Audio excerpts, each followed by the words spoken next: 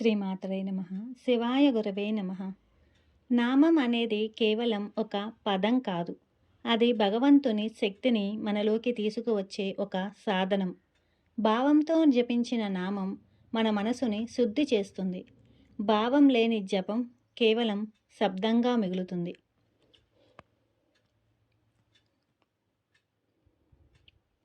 గోవింద ఈ నామం పలికితేనే మనసులో ఒక ప్రశాంతత కలుగుతుంది. మన జీవితంలో సమస్యలు ఎన్నో ఉంటాయి. భయము, ఆందోళన, అనిశ్చితి ఇవన్నీ మన మనసును కలవరపెడతాయి. అప్పుడు మనకి కావలసింది బయట సమాధానం కాదు, లోపల ధైర్యం. ఆ ధైర్యాన్ని ఇచ్చేదే ఈ గోవింద నామాలు. ప్రతి నామం ఒక శక్తివంతమైనది. ప్రతి నామం మనకు ఒక భరోసాని ఇస్తుంది. ఇదివరకు వీడియోలో మనం చూసినట్లయితే గోవింద నామాలు మన జీవితానికి దారి చూపించాయి. ఈరోజు వీడియోలో మరికొన్ని నామాలకు అర్థాలు తెలుసుకుందాము. కమల దళాక్ష గోవింద. కమలము అంటే తామర పువ్వు, దళం అంటే ఆకు లేదా పుట అంటారు. అక్షం అంటే కళ్ళు, తామర దళం లాంటి కళ్ళు కలిగిన గోవిందుడు అనేసని. తామర పువ్వు నీటిలో పుట్టినా నీటికి అంటదు. అదేవిధంగా గోవిందుడు ఈ లోకంలో ఉన్న లోకమాయలకు అంటడు. ఆయన కళ్ళు కరుణతో నిండినవి, ప్రేమతో, శాంతితో నిండినవి. ఈ నామం దేవుని కరుణామయ స్వరూపాన్ని మనకు గుర్తు చేస్తుంది. మన జీవితంలో సమస్యలనే నీటిలో మనం మునిగిపోయినట్టు అనిపిస్తుంది. కానీ ఈ నామం చెబుతుంది, సమస్యల మధ్య ఉన్నా మనసు కలత చెందకుండా ఉండవచ్చని. గోవిందుడిలా మనము లోకంలో ఉండాలి, కానీ లోకానికి అంటుకోకూడదు.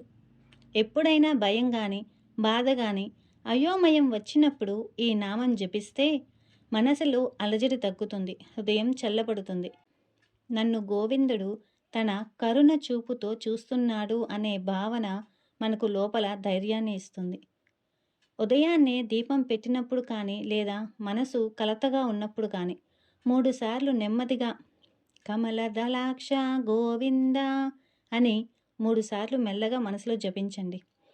చేసేటప్పుడు గోవిందుని కళ్ళు తామర పువ్వుల్లా కరుణతో మనల్ని చూస్తున్నట్టు మనసులో భావించండి.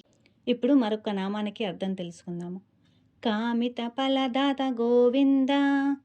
కామిత అంటే కోరికలు, ఫలం అంటే ఫలితము, దాత అంటే ఇచ్చేవాడు, భక్తుల కోరిన ఫలితాలను ప్రసాదించేవాడు అనేసని.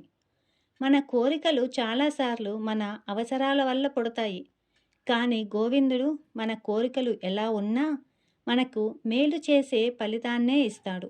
మనం అడిగింది ఒకటి, ఆయన ఇచ్చేది మన జీవితానికి సరైనది. ఈ నామం దేవుడి కృప వెనుక ఉన్న జ్ఞానాన్ని మనకు గుర్తు చేస్తుంది. మన జీవితంలో మనసులో ఎన్నో ఆశలు ఉంటాయి. ఈ పని కావాలి, ఆ ఫలితం రావాలి, ఈ సమస్య తొలగిపోవాలి అని. అప్పుడు ఈ నామం చెబుతుంది, నీ కోరికను నమ్మకంతో దేవుడికి అప్పగించు. ఫలితం ఎలా వచ్చినా అది మన జీవితాన్ని సరైన దారిలోకి తీసుకువెళుతుంది. కొన్నిసార్లు మన కోరిక నెరవేరకపోతే మనసు బాధపడుతుంది. అప్పుడు ఈ నామం మన హృదయానికి ఇలా చెబుతుంది, నువ్వు కోరింది రాలేదు, కాబట్టి నీకు కావలసినది ఇంకా మంచిదేదైనా ఉండవచ్చు అనేసని. ఈ భావనే మనకు ఓర్పు, ధైర్యాన్ని ఇస్తుంది. ఒక కోరిక మనసులో ఉన్నప్పుడు లేదా సందిగ్ధతలో ఉన్నప్పుడు 5 సార్లు మెల్లగా ఈ నామాన్ని జపించండి. నా కోరిక నీకు అర్పిస్తున్నాను గోవిందా అని మనసులో భావించండి. రేపు మరికొన్ని నామాలకు అర్థం తెలుసుకుందాము. శ్రీమాత్రే నమః. సర్వం శ్రీ లలితార్పణమస్తు. గోవింద గోవింద.